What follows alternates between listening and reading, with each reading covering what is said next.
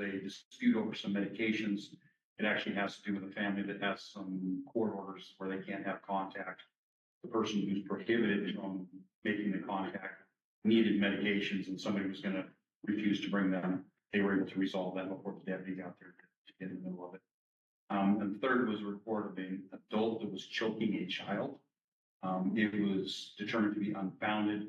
It was a 8-year-old boy who had been fighting with a sibling. The parent grabbed him around the torso and was just holding them to calm them and just breathe, relax. Somebody else saw that and thought, so then the adults start to get into a fight and somebody got stepped in. Witnesses said it was the calming, it was not a choking event. So the deputies gave everybody a warning and kept them separate. So, traffic stop was a verbal warning for somebody still driving around with studded tires. Trespassing was on the bank-owned property. There was a female there that was apparently or allegedly taking stuff from the property. They just wanted us to have the person moved off of the property. Told they can't be back. So we made that contact for them. And then there was an order violation. Again, the family group that has the order between them says that they can't have any contact whatsoever, and the prohibited party was calling the other. So that's still under investigation. We're trying to get copies of recordings and stuff, so we can forward that to the prosecutors. We've tried making contact with the person who's violating the order, but they're apparently not in our area. They're looking from far, kind of popping in and out of the area. So we'll continue to monitor that. So those were your calls for service. Okay. Any questions or concerns about those? And then if time will allow, I have an update on all the vehicle stuff that's going on. Okay, perfect. So based off the list that you had given me a while back, 7th and Grinnell, there was an orange Blazer and a Chevy truck. The deputy made a contact with them. Both of those vehicles have been moved. 102 8th Street, there was a Chevy truck bed that's been removed. 110 Houghton and kind of Railroad Avenue area. There was a Ford Explorer, Toyota RAV4, Pontiac Bonneville, and a Dodge RV. Those have all been removed. There was word of a purple Mustang. It is now well onto the owner's property. That leaves a Lincoln Navigator and a Chevy S10 pickup truck behind the residence. I just talked to him again today. Actually, when I talked to him a couple of weeks ago, he said that he was waiting. He's injured. He's waiting for his son to get out of jail to be able to come help him. The son is now out of jail. Today, he told me that they're loading up the S10 and all of the other car parts that are there in the behind. They're going to take that to Spokane for scrap, and then they're moving the Lincoln Navigator to another piece of property or further on to this property. I asked him for a time frame on that. He said hopefully within the next 2 days, but potentially if his son can't get here on Saturday, it could be up to 2 weeks before they can get that. He knows that needs to be moved, so they're working towards that. So I'll find out what the council's feeling is on that, because I've got some other information about how to get these removed if that's what you choose to do. 608 Grinnell, an owner tonight. He said that there's a Catholic church up in the north end of Spokane that wants to come up and get it. They just don't have anybody that's licensed to drive a vehicle like that. So he's hoping within the next week that they'll have somebody that can come and get that out. So he knows it needs to be moved, and he's actively working on that. If for some reason the church can't come and get it or won't come and get it, he has another party that's interested in it, kind of a semi-homeless person that wants to move it onto a piece of remote property and most likely live out of it. It gets it off the city street and gives that person a place to live. So he's got 2 plans in place. Hopefully within the next 2 weeks, that will be completely resolved. Main and First, there's a thing with van. That one, I think we're going to end up having that one towed, because the deputy's still working on contacting the registered owner, and we're not sure that we're actually going to be able to make that contact. But with your ordinance and some other stuff in place, I think we just have that moved. 104 Houghton, there was a Jeep Limited. The owner told me that they were trying to have that one. They're trying to get rid of that one. It doesn't run, but they're trying to get rid of it. I drove past it tonight. It is still there. That same owner had a VW sedan that has been moved. It's not in front, it's not in back. But it is no longer there. So we need to, I tried to contact them tonight. Nobody would answer the door. So I'm not sure what their overall plan is with the Jeep. 204 North 2nd Avenue is a blue Camaro. and a Scion XD. I talked to the owner about that, and he was very adamant that those are on his property, and he will sue anybody who tries to remove them. I strongly suggest he comes and talks to the council, because I'm not a surveyor. I don't know where that boundary line is. He's very, very adamant that those are on his property. And so, What was that address? 204 North Second, so that's the one. It's, Frank, it's Anderson's place. So. He does have a fence there. Obviously, he doesn't believe that the fence follows the property line. Again, I don't know. I haven't looked at the plot maps or talked to anybody to tell me one way or the other. He's very adamant those are on his property. And then I got word, the other day about a van on 8th and Houghton. The deputy's trying to follow up with those folks. He thinks that just by making contact, they'll probably move it. But he's tried to make contact and nobody will answer the door, and he hasn't reached anybody. I think it's also that trailer that's owned by the church. So we know some people that attend that church, so I can have a conversation with them. There's a lot of other activity that comes and goes from there. So there's potential I can convince the church that maybe somebody else needs to live there. So I will see what I can do with that. But that's kind of a rundown of vehicles in current status. So what I want to find out is what is the best way for us to handle these. So my past experience with dealing with the tow companies is if I call for a tow truck, they're going to charge me, and then my office has to try and go after the owner or whoever. It's a scrap piece of vehicle. Most of them aren't worth anything. So I talked to Newport Towing today. They said their bare minimum charge is $250 an hour. So from Newport to here is an hour each way. So you're looking at $500, potentially up to $600 per vehicle, and then $60 a day. I don't have a budget to cover it. So then I asked, well, who are you guys going to bill if we're doing it for the town? Are you going to bill the town? And they told me, no, take this little piece of paper up to the town, and I'll leave this with you. It says that it's a private property impound agreement, but they said it works for towns too. They do this for the town of Cusick currently, and it's been successful several times. But basically, the town would fill out as the property owner, and then you as the mayor would authorize up to 4 people to be able to call Newport Towing and say, we've got a vehicle, it's at this location, we want it removed. They will then come up and remove the vehicle, and they will go after the registered owner of the vehicle. So the town won't have to pay anything. I'm assuming that there's also another licensed tow company over in Colville. There's some special requirements that they have to pass with Washington State Patrol before I can use them as a rotation tow for me to be able to call them. But I don't know that the town is under those same restrictions. So the town may be able to contact Colville Towing, or I think it's called Truck County. They have a similar program for this. It would be cheaper, it would be closer. I think it's 36 miles to Colville, it's 50 miles to Newport. So anyways, those are some options as far as having it removed. So I guess really the town needs to give direction as far as the bus, or excuse me, the van over near your place, and then the Jeep over here. I think those are the 2 main ones that we're still kind of worried about. We're still working on them.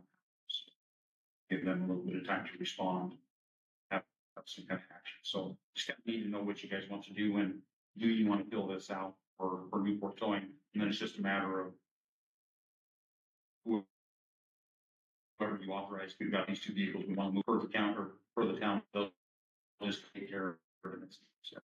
Sounds good. Okay. They also gave me a couple of business cards, which I'll leave with John. They also gave me a couple of these posters that you guys, they said they only gave 3, but they can certainly get you more if the town wants them. So I'll also leave those with John. So, Right. So anyways, that's where we're at with vehicles and what's going on with those. Well, thank you very much. If for some reason, so there is an RCW, there's actually 2 RCWs, but they basically say the same thing, where if a vehicle is, if the registration is expired more than 45 days and is parked on the city street or an alleyway, I, as the sheriff, can remove them, but the only way I can remove them is to have Newport Towing, and that's going to cost me $500 minimum. So I'd like to avoid that if possible. So I personally think this is your best option, but it is totally up to you guys. Well, thank you, sir. Yep. That's a great report.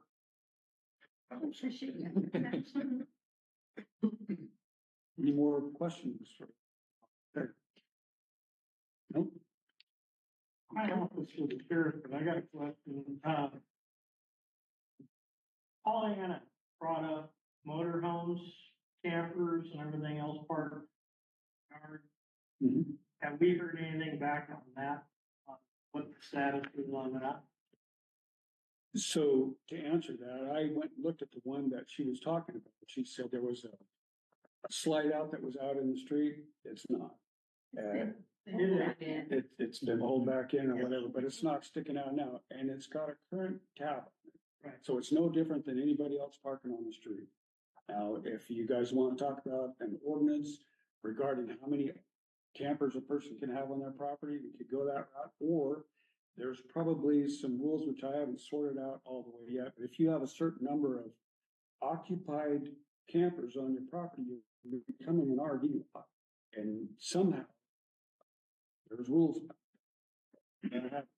You may also talk to Tri-County Health about that, because there may be health concerns with septic systems and overloading current systems and all that stuff, so it's another avenue to address. Yeah, so it's in progress. Those slides have been pulled in for about a week.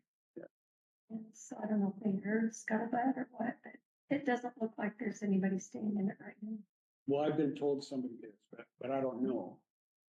It's one of those places where you don't want to walk up and knock on the door because you'll get bit.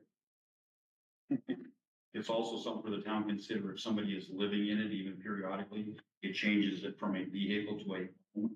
And Seattle learned the hard way. They towed a whole bunch of those, and the court said, you can't tow somebody's home, period. So they spent, I think it was like $2 million trying to reimburse people for towing their home. So make sure you talk to legal counsel on something like that, just to make sure of what process to follow to get those persons not cooperate. Well, and that one is actually in good shape and it has current tabs on it, so. I think it was like overflow from the house. It's Probably. like extra beds for them to sleep in. So anyway, is that what you're looking for? Yeah, I was just trying to make sure we didn't drop it through the crack. No, it hasn't fallen through the cracks. Okay. I don't see Blake here for the fire department. Yeah, he said he wasn't able to come, but I did provide counsel with paper. Okay. Yep, so we have that information. I don't know if we need to read it. And I'll have copies. Question. Okay, our next guest is Carrie McKinley with Selkirk Wellness Coalition. Is that you? Yeah, that's me. Thank you for having me here today. Really appreciate it. This is my first time doing a town council meeting here. I've been in Ponderay County for 23 years. I live in Newport area. My son married graduated from Newport. He's in military police. Because that's Ponderay County, don't sign up with the plan. He's gonna do Secret Service. But anyhow, so I'm here representing the Selkirk Wellness Coalition. This is a coalition that I wrote a grant for back in 2018, the end of 2018. It's youth substance abuse prevention is what the focus of this coalition is. So it's grassroots. We got going really in early 2019. And so it's funded by the Washington State Healthcare Authority, but the fiscal agent is Ponderay County Counseling Service. And I've been there for years or so.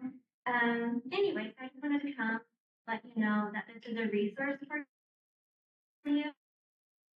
We're here in the community.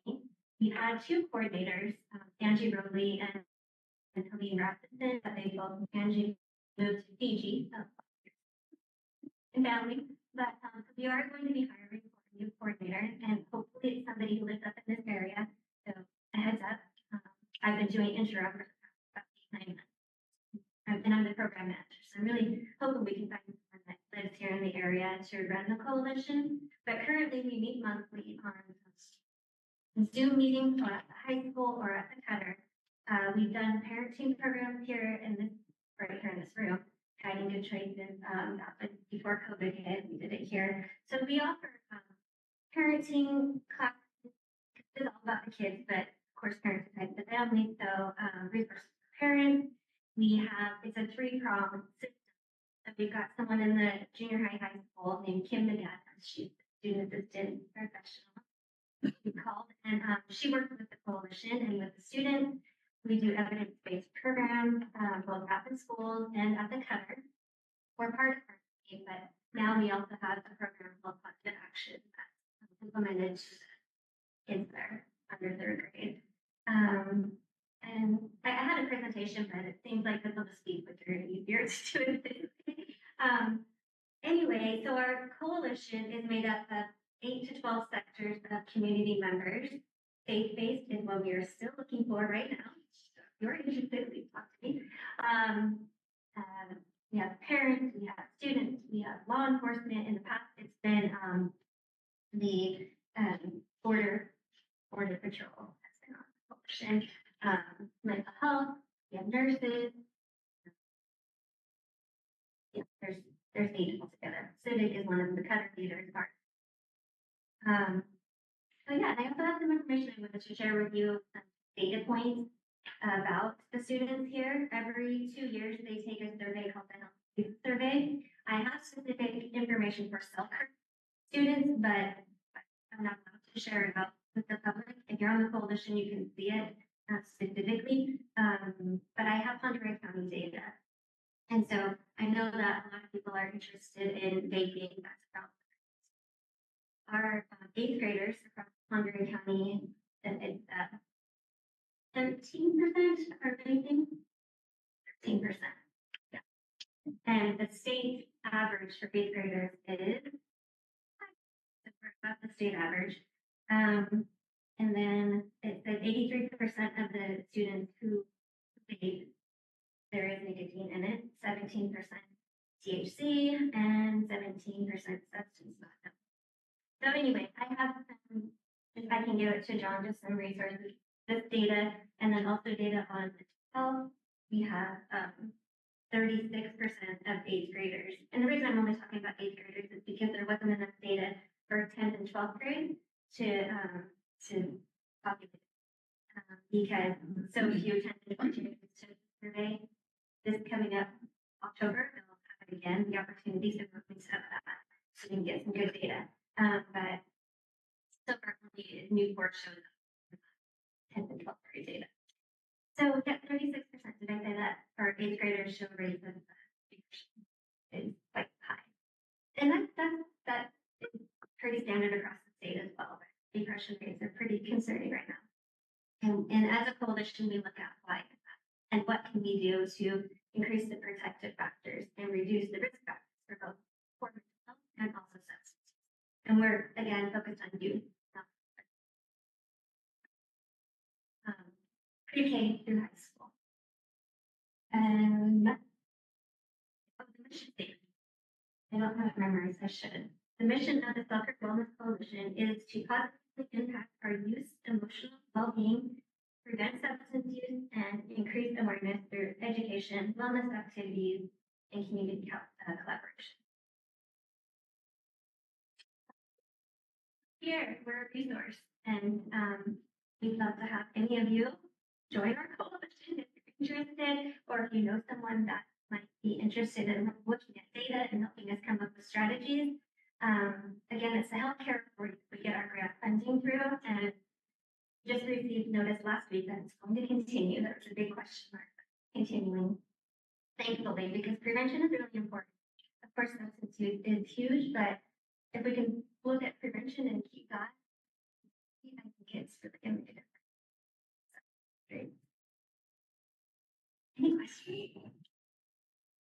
Oh, one other thing I forgot, whenever we do meetings,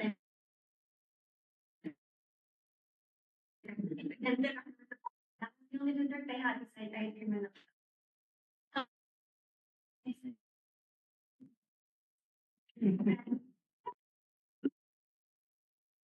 Well, any questions for Carrie? Dan? Question is there any data points on, for the kids that are reporting that they're vaping or using, what would be illegal substances to them because they're not supposed to be able to buy? Is there any data on how they're getting? Yes. Yes, the question is asked, where do you get it from? Sometimes it's from friends, sometimes it's from parents, sometimes it's from parents. Where does got it from their house, because alcohol is still actually the number one thing that's accessible.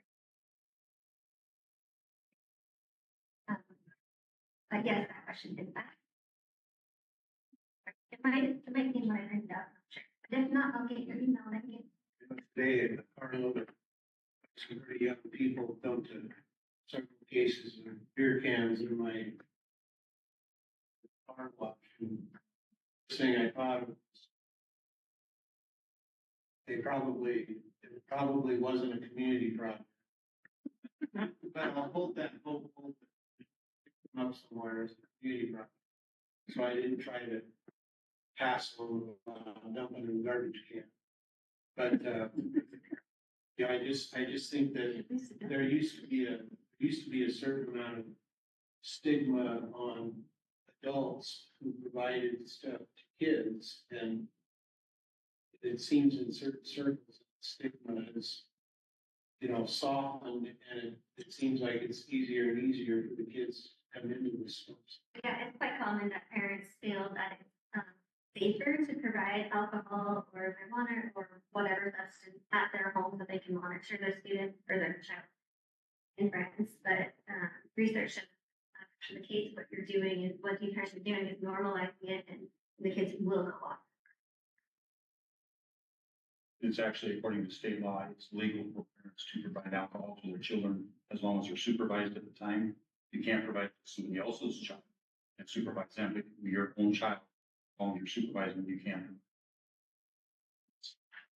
That's right in the RCW's for this. Yeah, even though it's a law, we don't want Do you have a thing all back for kids, in their rooms and how they use? it. Yeah. Very educational thing. It'd be nice if more people would Yeah, see it. that's one of our biggest problems, getting engagement from the community.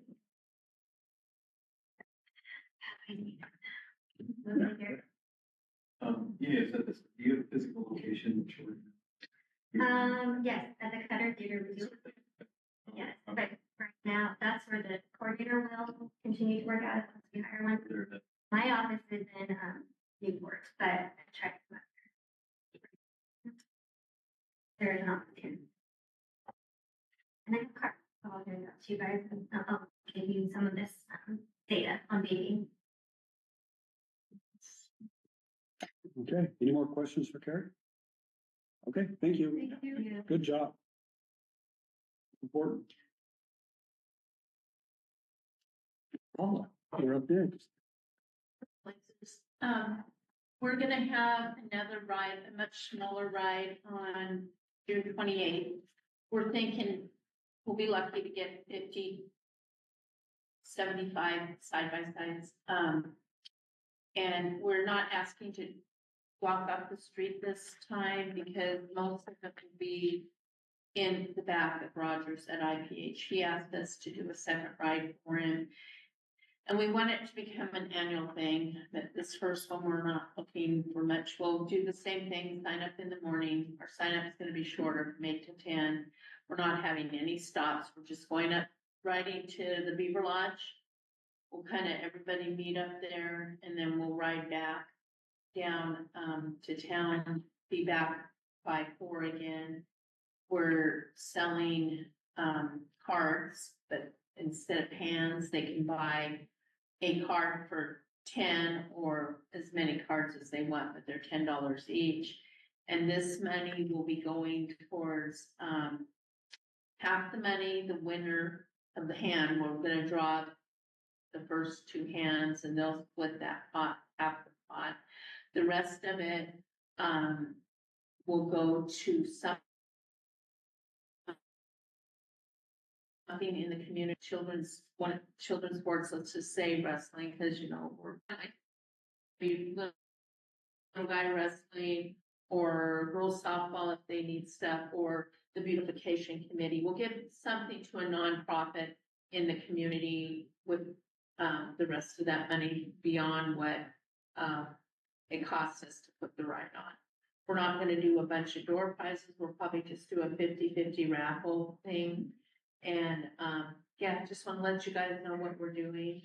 And like I said, we're not blocking off the street at 4 like we did last time, but we wanted to stay in contact with you what we're doing. Thank you. Yeah. Yeah. Do you guys have any questions for Paula of the Trailblazers? Okay, sounds like fun. Our other ride, we don't have totals yet, but we do believe we made over 14,000 again with everything, with our products we sold, the merchandise and the hands. I think we did about 9,000 in hands. So yeah, it was a good ride. We had more riders than we ever had before. We had over 600 people, drivers sign up, and unfortunately, not all of them will stop and sign up. Like most of the young motorcycle riders will just go once they get here. But yeah, it was a great ride, and so that's more money for the needy in the community, you know, people with illnesses or, you know, fire losses, things like that, that we give it to, so. Excellent. All right, thank you. I had a quick Thank you, question. Trailblazers. I wouldn't, do you do anything to like, because we talked about it in the past, like with the River Days, yeah. Surveying, like who comes, where they come from, how they heard about it. We do ask for addresses, so that's when, and we have asked, you know, what, have the people as they're signing up will say, how do you hear, especially my husband, because he goes around and talks to everybody. And he'll ask, well, how'd you hear about it?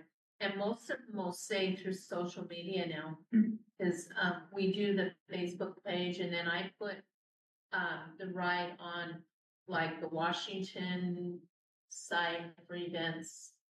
And then we do the Idaho UTV sites and then a couple other ones. And the word just gets out every year a little bit more. So Do you Yeah. keep that like a record? Do you do No, anything? I can really know.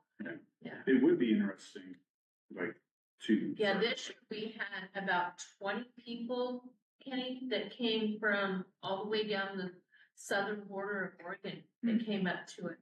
Yeah, Yeah. so there was a whole group that came, and I think he was talking, the guy was talking to you and Keith Friday night.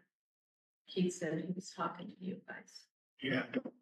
Okay, yeah, it's a group of like 20 that came all the way from there, so that's, you know, pretty good. Yeah. People love that we did the extra 10 miles, so that gave us 33 total miles, and yeah, it's a good day. The weather was cool enough, but not wet that day. We had a good time. Any more questions? for her? Thank you for your support. Yeah, thank you, Paul. Next on the list is Greg Griffiths with the Second Day Adventist Church. Do you mind if I come up to the? Not at all. Sure, you can put on the screen. So we had a couple of well-meaning and ambitious members who wanted to do some landscaping. And originally they had kind of a free hand to do it, and this is Houghton here, on this side of the church, it wasn't a problem, but they went on around the other side here, and our property line stops right about where this is, here with this bark inside of the water meter. So all of this is on your property. They have some trees here that are dead that need to come out, but so Roger, St. John sent Roger out to talk to us. So we had a conversation, myself and another gentleman from the church had a conversation with him about where things stand and so forth. And he sent us to you. So I guess my question to you guys is, what do you want us to do with this? We got like 52 inches from the edge of the pavement to this one, 50 something here and 60 something here, 62 or something here. So that's about how far we got between the edge of the pavement and these rocks. So, do you guys want us to take it? Something like that. Do you guys want us to take it all out? These trees really need to go whether they're alive or not. There's a fir here as well. That's going to get too big. But as far as the landscaping box, removed. And we'll do whatever you want us to do. So he just sent us to ask you and see if, you know, you guys give a variance for that or. So that's my 2 cents. Okay, thank you. So let's just open it up for a conversation here for a few minutes and get a reading from you guys. Kenny, you're our street guy. So Yeah, I'm gonna let you- I'd say do away with the shrubbery. Out there on the right of way. As far as the rocks, it looks about 4 feet from the pavement. Roger said, I can file that okay, and Yeah, that's the only deal. It really depend on snowfall every year, but 4 feet's quite a distance. To me, I mean, personally. I don't think that's a big issue. The thing would be the trees and the shrubbery. Because some people don't prune back their trees and shrubs, and then overhangs, you get blind spots come around the front. And things like that, because that can be an issue, but, I see no issue with the rocks. Not just do with the trees and the shrubbery, because people don't live up to what they have to do, keeping them pruned back and everything. Just be honest with you, just well, so they planted a bunch of those trees are tamaracks. So they're gonna get, if they really grow, they're gonna get too big for the building, they're too close to the building, the root system. Right. They just put them in there, we didn't really see it happening, and, there they were. So,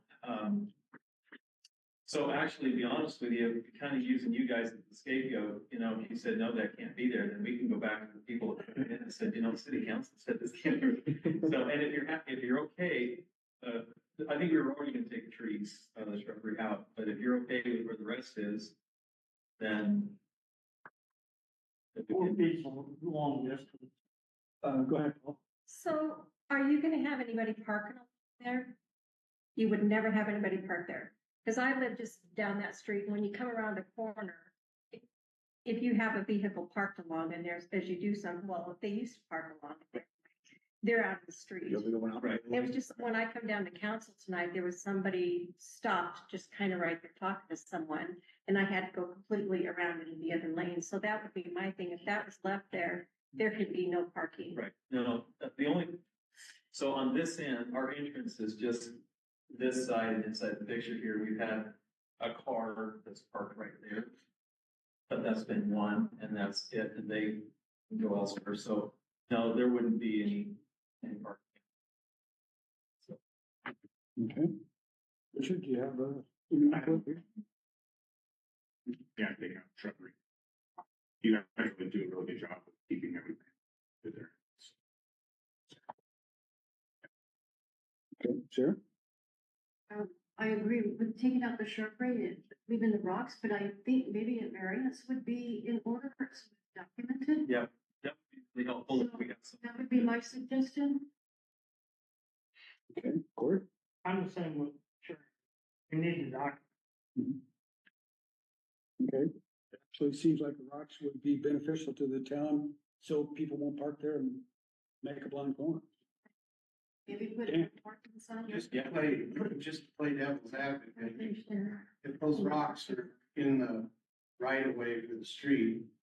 And for instance, the other night I was bringing farm equipment down and there was a lady, there's a couple that's always walking their child and walking their dog. And of course they see a big noisy tractor coming, they move over. I slowed way down, moved way over. I guess, it's my fault. I work with 9 other lawyers in a big company, but if somebody fell off a bike and hit those rocks and they're in the right of way of the road, is that something the town is prepared to defend themselves against?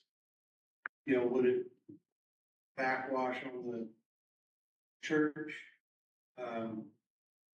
Just plain devil's advocate, say, I noticed that going by and I thought, oh, that's pretty, but didn't know it was in the right. Excuse me, the way I understood it, he said, No, it's on our property. Think of it the other way, it deters people from driving in towards the church that I just live down the block too. Just right down there past that big fence, and I personally think it, people can drive it on your fence. That's my opinion. Every day too. People cut that corner They all. They still- had bricks they still right do. there. They still do. People drove over those bricks all the time. Trees. Somebody's already driven. Yeah. driven Yeah. Trees. Yeah, they drove over those bricks. And so I think the bigger rocks, people see them and not be so apt to run over your lawn. If somebody runs over those rocks, they'll be there in the Yeah. morning. Yeah. They won't be very far away. From a law enforcement perspective, I think Sharon's right. I think putting a no trust or a no parking sign somewhere in that area, I think it makes it more safer because you don't have, Yeah. like Paul said, you don't have cars there. So you come around that corner, it's not half a block here. Right. So it increases visibility, but I do believe that a no parking sign would probably prohibit, because people are gonna try and park right up next to those rocks. They and are. Park into the street. So That's some. just a suggestion Yeah, of mine. At least one sign there. Who doesn't know parking? That you guys just have us. We're not. That's a good question. It's our property, so we'll sort that out. We appreciate it. Like I said, we're willing to do whatever you want us to do. If it's okay with you, obviously. It's not expensive. So what I'm kind of hearing, I'm feeling like, okay, with the rocks, with the, should we like have something documented up? So we're about to take a vote. We've gotten some information. And so it's gonna be the council's call. If you want it, just the trees pulled out and the rocks left there, or do you want them to move the rocks? As well, so No parking signs.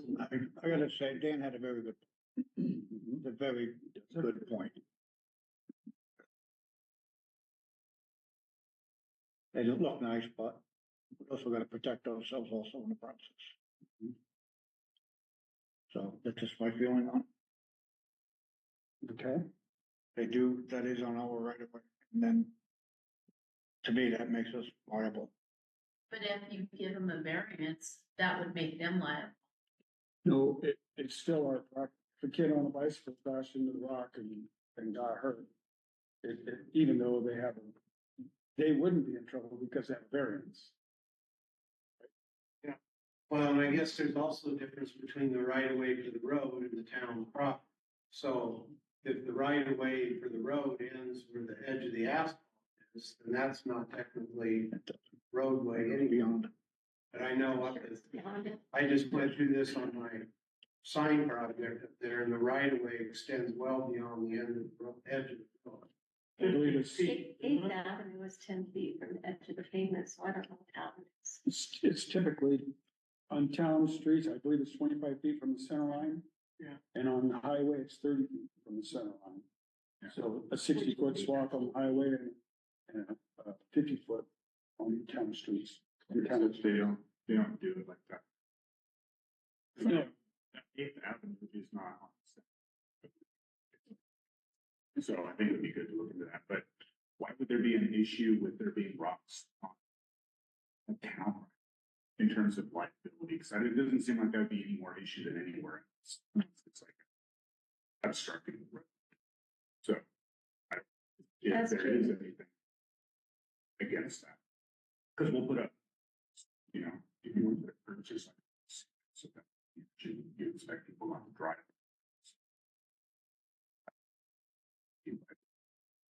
Decorative rocks are used all the time.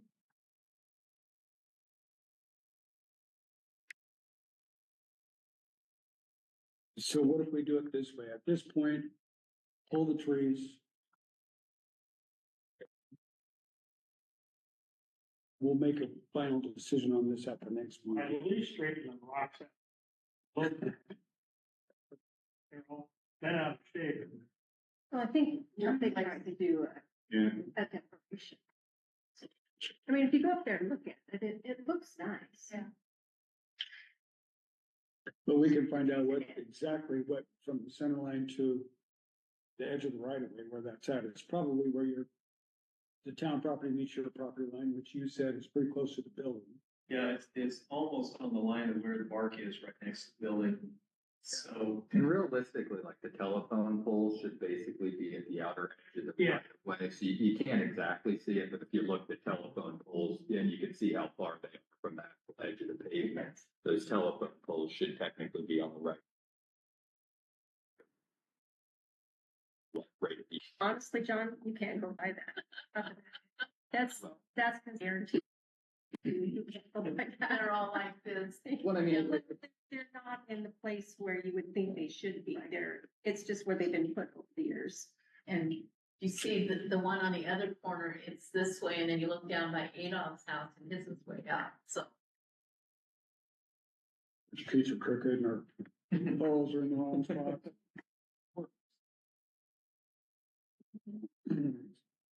So do you guys want to make a decision now, or do you want to think about it until the next meeting? I'd say think about it until the next meeting, we can go down and look at it, please. Measure it. Okay. And then at the next meeting, we'll determine what we want to do and if we want to give a variance. Yeah. Okay. All in favor? Aye. Opposed? Okay, we'll put this off until the next meeting so that's good. in 2 weeks. And if you leave, John, your contact information. I can have, Okay, thank you. All right. Old business, update on trees in the park. Do you know anything about that, Richard? I know that I received a call from saying that they were looking at some trees. I called immediately and they said, no, we don't do that. To getting some estimates. But then they called back, said they looked at it, there were some the trees that were obstructing some lines. I went down there and looked at it. Specifically, the entirety of what was taken, but it doesn't look like something. And you may know more than I. That's all. What Roger told me was that they took down a bunch of trees. And I don't know if the Trailblazers helped clean it up or not. I think we had, yeah, so Tom and Roger are working on cleaning up what was there and he seemed satisfied with what they did. Yeah, everything was good, so I didn't see any issues. Did they take the one as you go down the Park Hill, the one? The one that kind of leans out over the road, I think that's on private property. No, No. is it the one that's right before the parking that? You go down the hill. What, north side? When they did Yeah. say, so PUD, got a bunch of them in the park property. They did say that there was some work on along the road down into the park that do still need to be done. And they're looking for an opportunity when they can get back to do that. So I'm not sure the exact tree you're talking about, but if it's on the roadway There's a few. leading in, it hasn't been done yet, but was noted that it needed to be done. Some cottonwoods that are, they're actually across the fence, but they drape out over the road. So, yeah. Have to go down and look. Okay, next on the list, traffic control, continued speeding on Highway 31 and 8/Cedar Creek. So this is one, so I had a couple people that have come in to the last week and this week, concerned with speeding, primarily the commercial vehicles, logging trucks and such. And it seemed to be focused, a combination of the highway coming through town and then, not Greenhouse, but Cedar Creek, that corner coming down onto 8.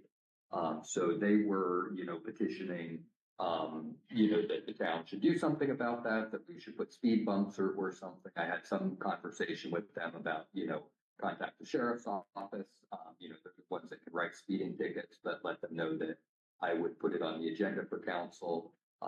It doesn't look like, well, Dan is one of the people that, it mentioned on the highway, the other folks that talked about up there are not present tonight. But I don't know, the council lives around town too. I don't know if we're continuing to see that problem or if you want to revisit that, and take any different steps than what we've done thus far. But community concern. Did they mention any patterns to that, days a week, time of day, anything like that? Focus. They did, um. Yeah, no, they did, there was some concern, a couple of people thought that something changed with the logging operation and logging traffic was being diverted off of, from the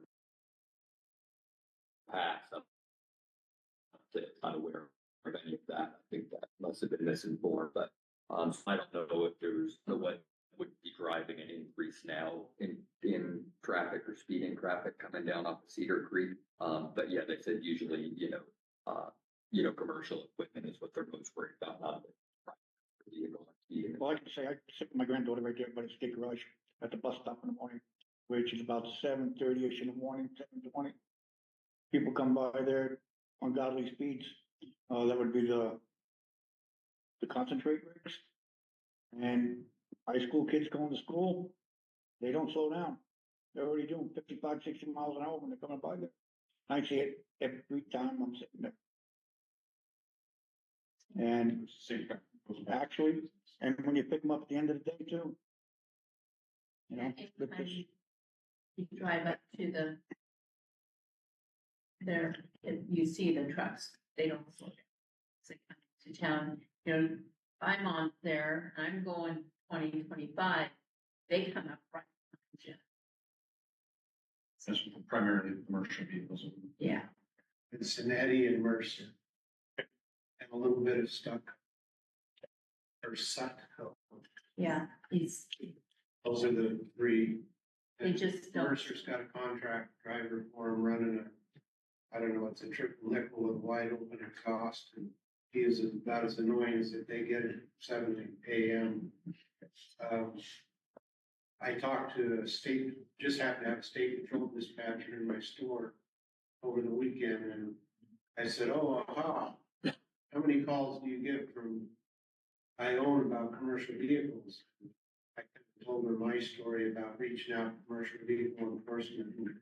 She told me they get lots of calls and very little action, and we need to keep the pressure up because they're getting their people back. They were down really low on CVE people, but she said they're getting those people back. They've also got a new sergeant in this district that is more aggressive with traffic enforcement, so I've had conversations with him about the commercial vehicles, trying to get away some issues here, as well as speed enforcement, so on state highways, so. He needs to come up on 8th Avenue because that is not slowing down. Okay. Summer's picking up and the traffic is getting, it's not uncommon to see somebody going 40, 50 miles an hour. They come around the corner on 8th and Houghton and they just keep picking up speed all the way through. And it doesn't matter. People have put out little turtle signs for their kids. We've put up signs. Nobody pays attention to any of it. And the truck traffic coming down off of Smack Out this time around, I'm pretty impressed with them. They stop at the stop signs, most of them, that you still kind of roll through, but most of them. And I would say probably 75% of them do take the truck route. There's still some that are going the other direction. But I think that has improved at least up there on 8th Avenue, but it's mainly just people. Anywhere from young moms that I know that are doing 40, 50 miles an hour. And I'm looking at this thinking, you've got kids at home. Do you not get this? So, and it is frustrating. Joe and I were just talking the other night. Somebody went flying past there. And I said, I'm surprised somebody hasn't got hit. And we've got more kids up in that area now too. So. I was making contact earlier tonight, saw 2 little kids on motorbikes go right down mountains. So, yeah. They should know better. Still got to be licensed. So. Don't care. Aren't you glad you came? That's what I got. Okay. Any more comments on the evening? Okay, we'll move on to RCW 35.7-140. And I told you guys that I'd do a little bit of research, find out what the rules are, at least what MRSC has to say about it. So I did.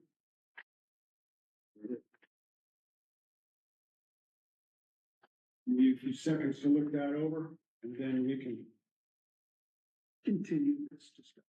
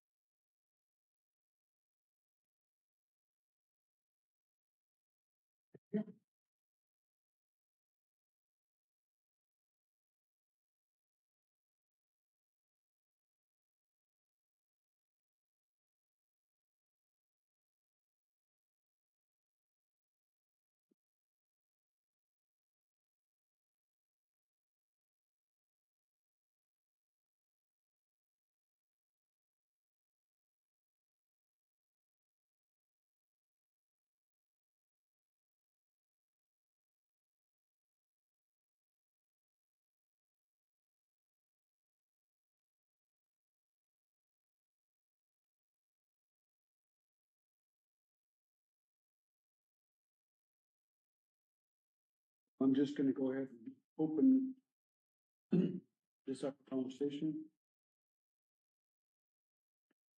Richard, actually, I'm gonna give you lead on this because you initiated this. Yeah, So feel so I free. brought this up like in regards to Cory not attending those meetings. And for me, in terms of the wording, I still think it's open for interpretation, but I think that has to be decided by the council. So I think that that's perfectly reasonable what we have here. So I think maybe we could talk to the public about what is here. But my understanding of this, looking over it, is that the meetings that were missed by Cory were not considered to be regular council meetings. So that doesn't fall into that RCW with this. So for me, that's fine. I think it should be something that we discuss because in terms of accountability and things, missing whether there are 3 meetings in a row that are not regular council meetings, I do think that needs to be addressed. And it is. So I think that would be legitimate. Also in terms of meetings being pertinent to specifically your commission, I think that has to be addressed. But as far as I'm concerned, I'm fine with this. So that's all I would say. Okay. Anybody else? Go ahead. Well, it's, like I said, 3 consecutive council meetings, and they only count the original meeting, i.e. the first and third Wednesday. Okay, I made the first meeting, I missed your special meeting, I came to the third. All right, and then I missed 2 more that were special meetings. They are not regular council meetings. That's clarified. Yeah, and he agreed with it. So, I understand where he's coming from, and it will be addressed. Being addressed or has been addressed, or whatever you call it. What it boils down to is, I did not miss any of the scheduled meetings. I was here, except for the special, on the, whatever it's called. So, Executive. I'll, whatever you want to do. So let's start with this. If there's a scheduled executive, special, regular meeting, all we need is a phone call. I won't be there. Easy, or text, doesn't even have to be a phone call, whatever works. Right. It's because that's what the text says on the RCW. It says unapproved or, but if you make a phone call or if you text and say, hey, I'm not gonna be there, that's an excused absence and it doesn't even count. Easy enough to do, right? Yeah. I would also like to point out that there's a requirement for more. So not showing Right, but at the same time, it is not a scheduled meeting, Not for debate. so. Okay, any more input on this issue? No. Okay. We'll call it good. Okay, ports. You think I would have something that would? You know, I just asked them, is the disposition that should say, the regular meetings are the meetings that count for the purposes of that RCW. so, So when you say scheduled meeting, they were all scheduled. Regular, the one every 2 weeks, that's the meeting that county are not necessarily counted. that's, so I put in a call to MRSC and they responded. And basically, so my question was, a council member missing 3 meetings, unexcused, that position is vacant according to the RCW. Do executive sessions and special sessions count as meetings missed? And their response, to kind of boil it down,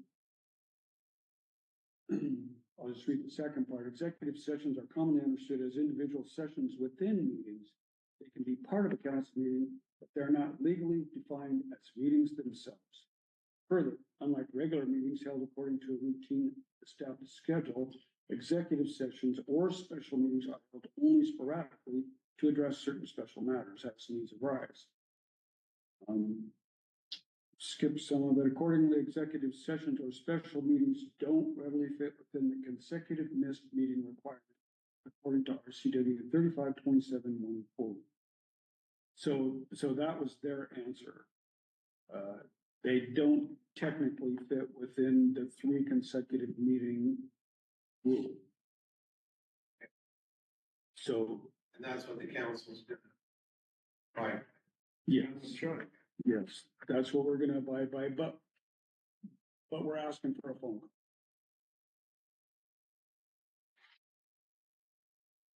Seems reasonable. And actually, I'll just, use that as my. So you're up, Jamie. I have nothing this week for you. Nothing, Nothing. that's it. Position 3, Richard? Aside from the stuff. Okay, position 4, Sharon? Nothing. Okay. Nothing. Well, it's open to you guys. The forum is open, say what you like. But be careful, because we'll vacate our spot and you can fill it. Quick question. I talked to somebody earlier. We do coffee with the cop, up in Melling Falls, and we do one down in Newport. Somebody mentioned that a lot of folks from Ione can't get to the Melling Falls one. If I can generate enough interest and stuff, it's possible we could do one, once a month here. In the council chambers, and wouldn't necessarily be coffee unless one brings it along or something. But would that be something that the council would be open to if I find enough interest for something? Yeah, if you can generate enough interest, hate to see you come here and be by yourself, unless the coffee's good. I heard they have pretty good coffee. I heard the coffee's really good here. Well, I mean, we could do it at, what, the IPH right here, they open at 6:30 in the morning or 7 in the morning. Yeah, they got that little room back there, about half the size of this.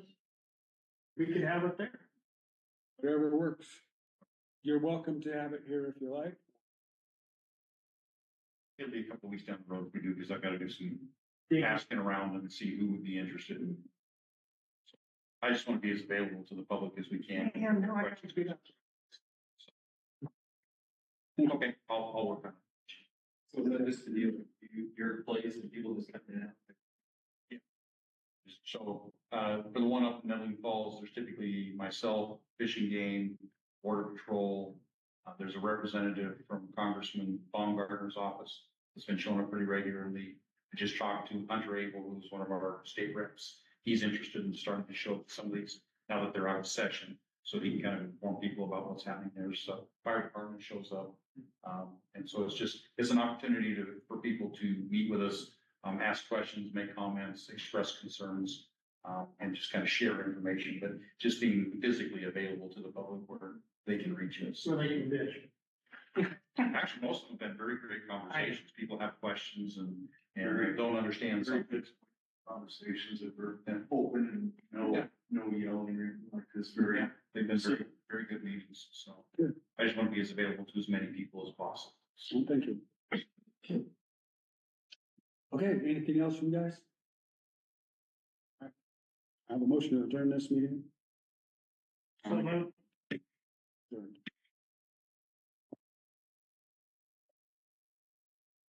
Just love to walk about your son. You could be- What do we have to do?